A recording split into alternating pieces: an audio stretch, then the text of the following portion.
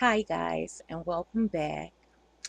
Um, as you may already heard, Maia Campbell is back in the news.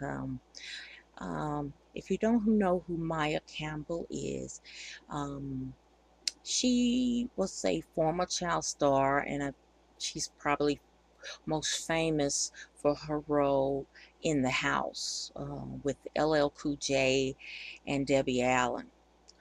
Uh, but she's back in the news on Saturday.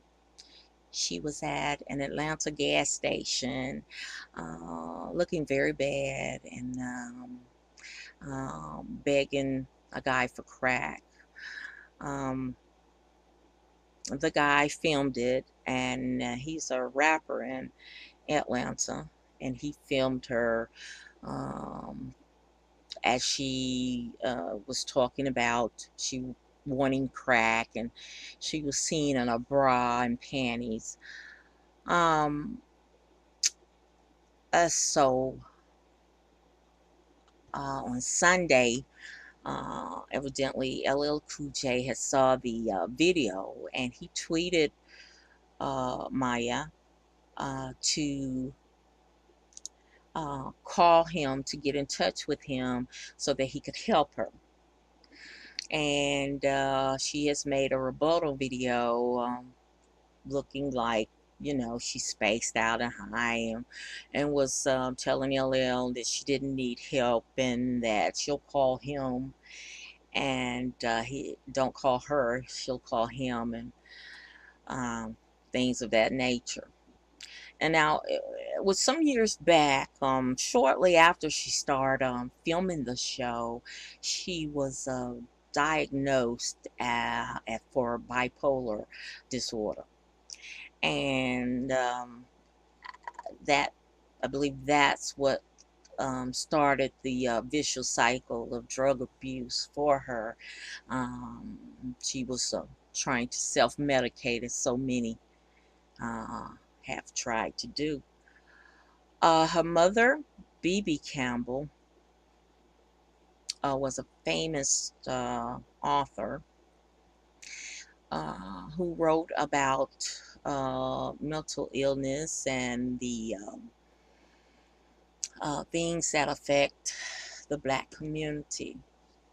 Um, when Maya was strung out on drugs and living on the street, her mother, Bibi, was dying from brain cancer. And I believe this was her last book that she wrote. It's called 72 Hours Hold. And the book was about the relationship of a mother-daughter, who the daughter uh, had mental illness, and she was about to turn 18. And the 72-hour hold represented the the longest that you can hold a person in a mental hospital uh, without their consent. So the book pretty much dramatized her relationship with her daughter, and her wanting her daughter to be there with her. But eventually, BB died of brain cancer, and Maya was not there. She had not cleaned her life up. So, but uh, now, and I think right after that, um, Maya had an intervention with Izana Van Zant, and it was years past when her mom died, and she seemed to be, she had verbalized that she was taking her medicine for her mental illness, and she was doing good. Um, she has a daughter, which when the daughter was born, um, her then husband um, took custody of the child, and but she was doing good and she wanted to see her daughter and everything. But as time has progressed, as we see her video, that she has relapsed. And, you know, um, mental illness is something that, especially in the Black community, um, we don't want to talk about. Um, and mental illness is mostly responsible for alcohol and drug abuse. But, uh, people don't get diagnosed, therefore, they don't get treatment and they self medicate on drugs and alcohol. Um, and seemingly just like Maya, and, if you have not been touched by someone who is addicted to drugs and alcohol, um, it's not a matter of if, it's when. Because I believe about 99% of the people, if not in your direct family, you know of someone suffering from alcohol and drug abuse. But, um, you know, I commend LL Cool J for trying to reach out to her, to try to give her that help. But, in the long run, you can't help anyone who doesn't want to help themselves. And, she's going to want to um, help herself before she'll be able to get help.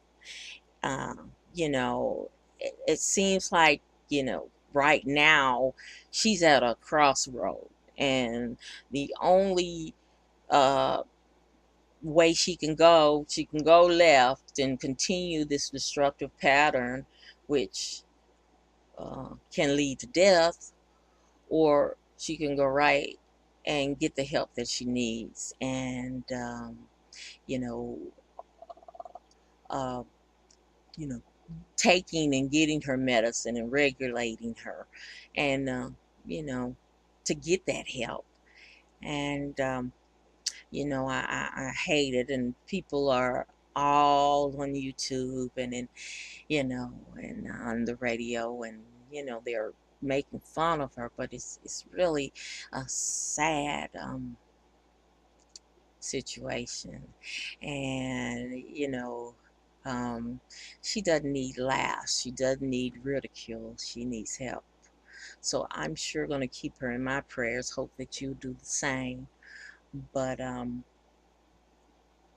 just wanted to talk about that. And if you know of someone suffering from alcohol and drug abuse, and I know they're always heavy on your mind and heart, but, you just got to let them know you love them, and, uh, wait on them to make that step.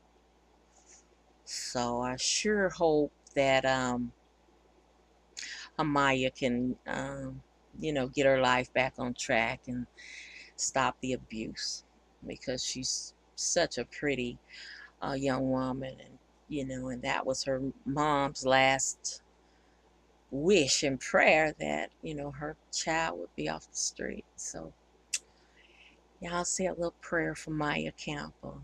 And that'll wrap it up until we meet again. Bye.